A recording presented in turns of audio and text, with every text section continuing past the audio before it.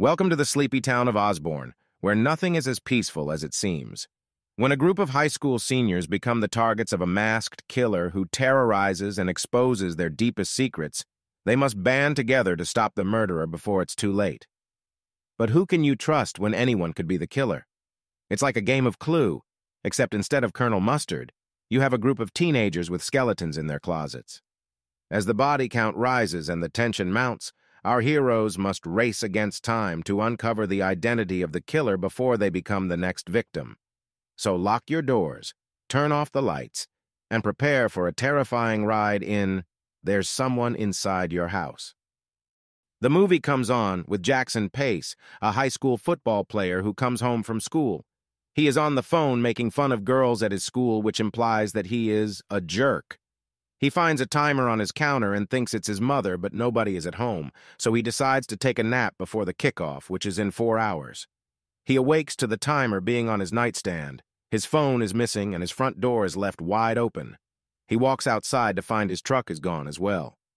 He goes back in to call the police, but finds photographs all over his house, taken on the night he beat up gay classmate Caleb as part of a haze.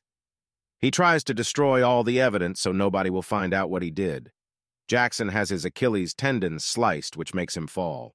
He is then stabbed to death by someone wearing a mask resembling his face, and the killer then exposes the film of Caleb's assault to the entire school while at the football game.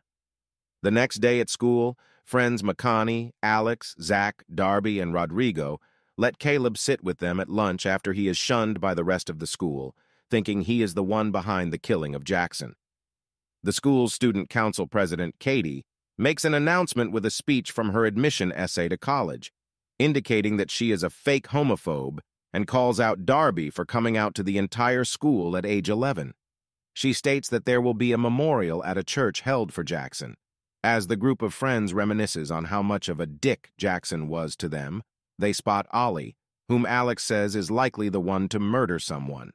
At McConney's house, she was having dinner with her grandmother, discussing that she should go to college. McConney is upset, saying that all they have to do is Google her name, implying that she has done something in her past. She is woken up by her grandmother sleepwalking and puts her to bed. At the church, while Katie is setting up, she is talking to who she thinks is Marcus, but gets a text from him saying that he is sick. Someone begins playing the racist and homophobic podcast that she recorded. She is confronted by the killer, who is wearing a mask of her face. She tries to run but is sliced, like fruit in the Fruit Ninja game. She manages to crawl to the front of the church and locks herself in the confessional. As she calls 911 in an attempt to save her skin by saying the killer made her record offensive hate speech, the look-alike killer pushes her head right into the huge knife, leaving her speechless, permanently. When the pastor opens the door, the townspeople see her body hanging. As the town lives in fear, the police issue a mandated curfew. McConney is watching the news with her grandma and decides to Google her name further, indicating something took place.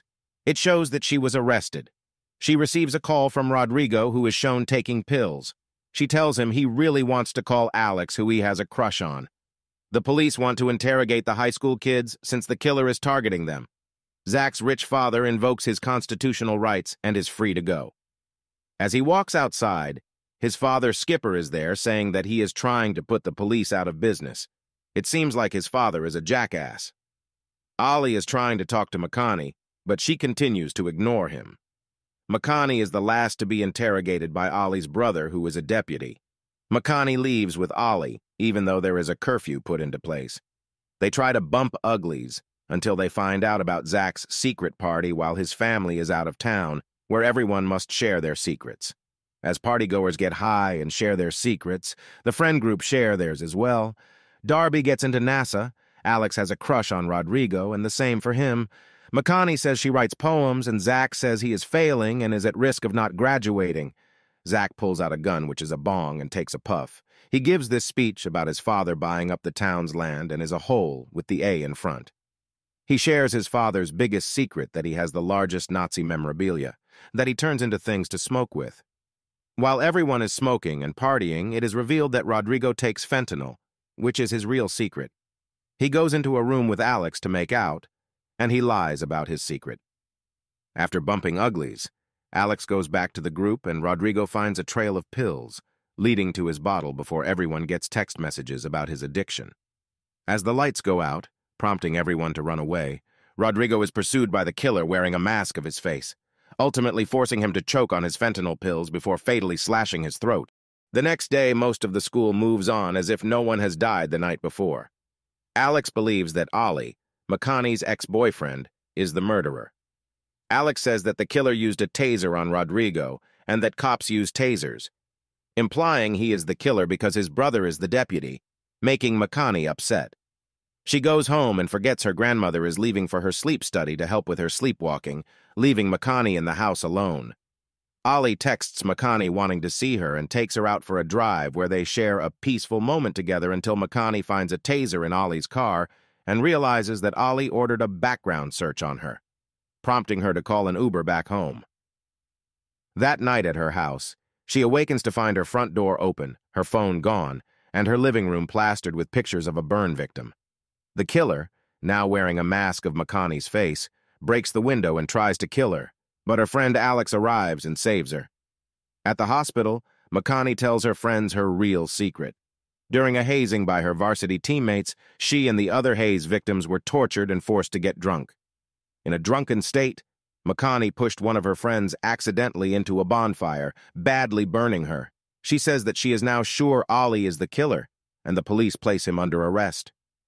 The next day, Skipper, Zach's father, holds a corn maze next to the school with security. Makani misses the bus to the maze and will be getting picked up by Alex as Zach has to work in the maze with his father. Darby messages Makani that Ollie has been released by his brother, just as his car pulls up to the school parking lot.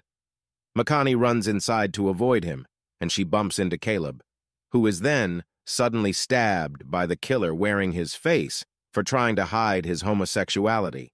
The killer gives Makani the knife before Ollie and Makani's friends arrive and save Caleb.